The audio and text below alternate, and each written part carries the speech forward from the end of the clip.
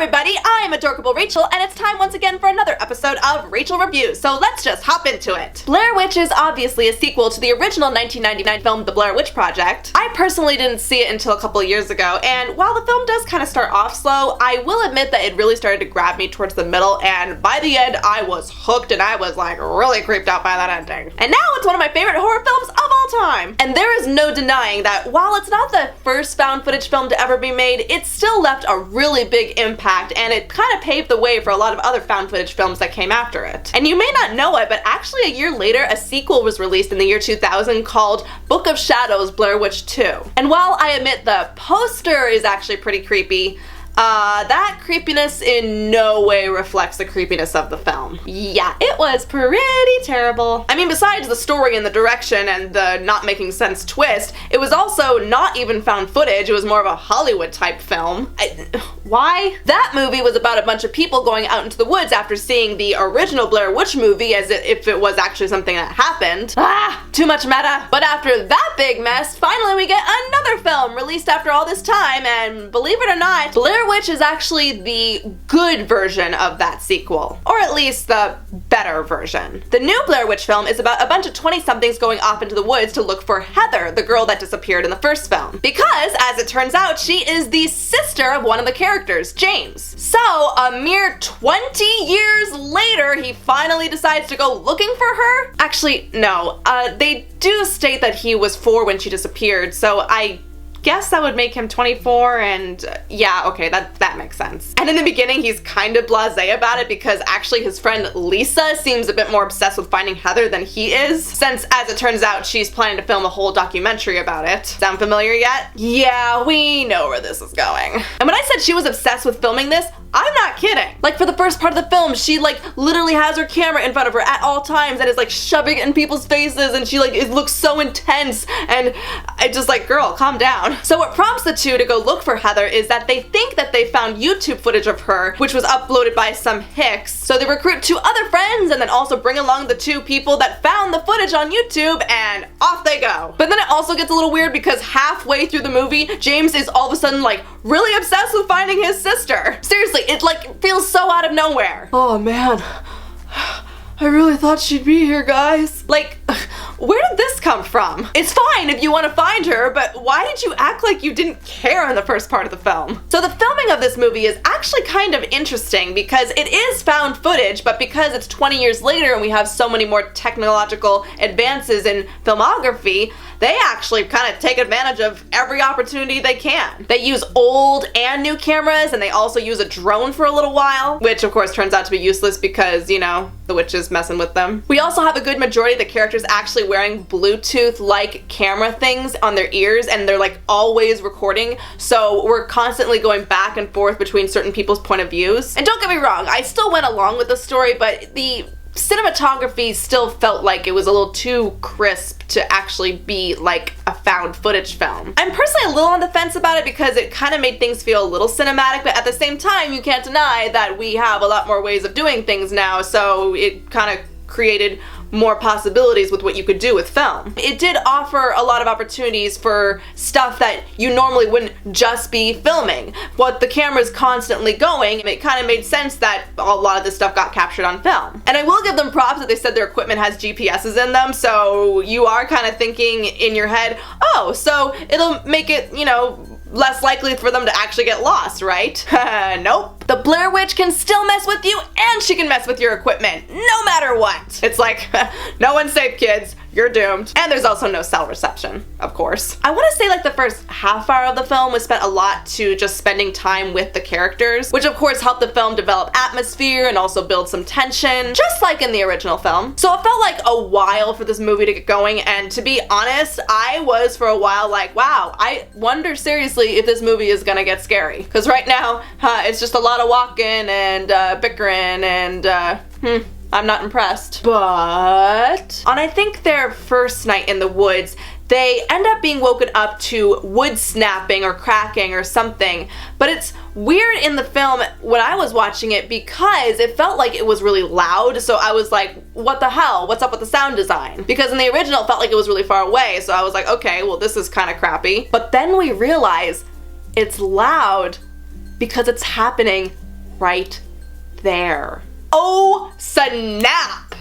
Literally! Especially with the surround sound in the theater, you really do feel like you're in the woods, and especially since there's all this kind of like closed in spaces with the actors and like pretty much every location they're in, it feels very claustrophobic. So as soon as stuff starts getting going, it really starts to all of a sudden start getting scary. And I don't know what happens, but shit just starts to get real at that point. And of course, we as a society are completely dependent on technology, so watching characters on screen in the woods with everything basically starting to fail, things start to get really uncomfortable. There is a lot of stuff that's kind of brought back from the original film, like the stick figures and then also the rocks on the ground. This of course helps us bring back the familiarity / nostalgia of the original film. It's the filmmaker saying, don't worry, we know what we're doing, this is what we know you remember, so this will kind of bring you back a bit. But the film also does create some new twists, and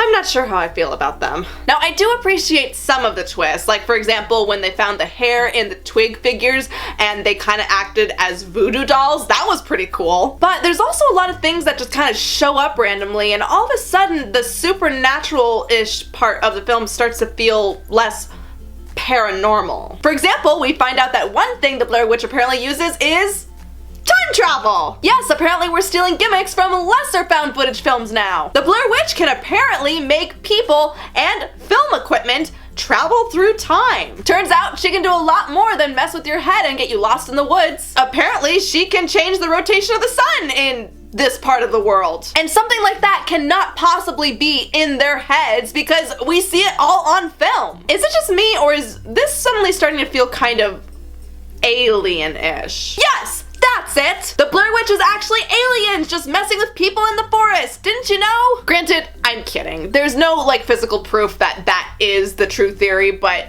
there is a lot of stuff in the film that suggests that that could be true. And that would explain why there's a white figure walking around like Slender Man, as well as that blinding white light that came through the wood. And if it turns out that the Blair Witch is an alien, that would be really stupid. Better not be true. I love the original Blair Witch movie, and even though you weren't 100% sure what was happening to these kids, or if it was real, or if it was the witch or someone just messing with them, you know, I still got caught up in the idea that it was based on a legend of a witch, not aliens! So going back to the way the movie was filmed, while the original Blair Witch movie actually felt like real found footage, but it was actually nice enough to make itself into a story, this film instead feels more like a movie version of found footage. You know, kind of like Cloverfield or the majority of the Paranormal Activity movies. And a lot of that has to do with the fact that there are a lot of unexplained things and jump scares that, you know, don't make sense because so many times in the movie people just like show up in front of the camera even though I'm pretty sure you would have heard their footsteps coming. Here's the thing. The reason that the original Blair Witch Project movie worked is because it was all based on what we don't see. That is where the tension and the suspense and the fear comes from. One other example I think this was done really well is in the original Paranormal Activity film. But it can also be done insanely bad, like in the very last Paranormal Activity film. Seriously.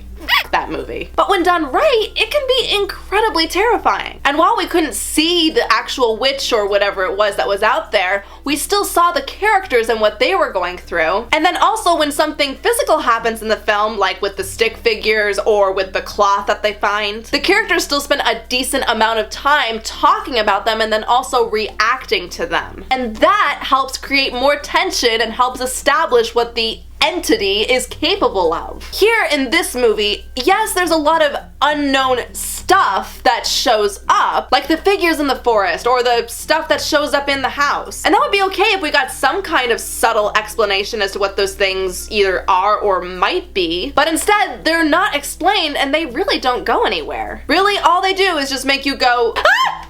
huh? Those things happen really quick, so they're more jump scares rather than actually giving the characters time to really genuinely react to them. It just feels like they didn't have any intent of having those things have meaning. They were just meant to just kind of scare you. And that just created more confusing questions rather than scary questions. I guess what I'm trying to say is I feel like the film would have been more effective if they had put more of that what you don't see atmosphere in there. But no, instead we watch every single character die rather than disappear, and then all that random stuff shows up. Like I said, it makes my brain hurt. But despite all of this, the film did still manage to scare us quite a bit. Seriously, I went with my friend who I saw Pete's Dragon with, and we were like clinging to each other like probably for the second half of the movie, because we were just like scared shitless of what was happening. And yeah, you know what, looking back, the film was scary, but you know, being a little picky, but that climax, I feel like it went on a little too long. Because like I said, they just keep throwing random shit at you, and it doesn't seem to have anything to do with anything, and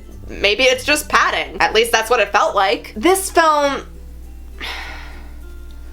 you know, it's kind of like the Pokemon movies, in that I personally think you'll only really, truly feel the fear of the Blair Witch if you are familiar with the really nerdy, deep details of the original film. And not if you're the average moviegoer. I mean, it is legitimately scary, even if you're not familiar, but again, it's more for the initiated, I think. There's a lot of things that they don't really explain from the original movie, so I feel like people might go into this feeling a little bit lost. Yeah, it was terrifying, but it does need an improvement. And finally, I have one last comment. Why did they name the film just simply Blair Witch? Seriously, why do movies do that these days? If you're revamping or doing a sequel for a franchise, why do they just call it by the franchise's name? Do the tests say that epikifies the movie? Or is it just a way to reintroduce the franchise to our cynical, nostalgia-driven society? Personally, I like giving movies actual titles that make sense rather than it just being the name of the character. But this movie's already made a lot of money, so what do I know? I'm just a weird girl with a lot of stuffed animals and talking about a movie on her bed. How am I the expert at the end of the day? So that's my review of the sequel film Blair Witch. Now, of course, my question, as always, is what did you guys think of the film? Did it scare you? Did it confuse you? Did it leave you feeling satisfied or unsatisfied like myself? Was it as good for you as it was for me? No. Go ahead and leave your comments below. Be sure to like and share. And if you like what you saw here, then don't forget to hit that subscribe button. And as always, please be sure to keep checking back for more Adorkable videos coming out real soon. Bye, Adorka Buddies! Bye!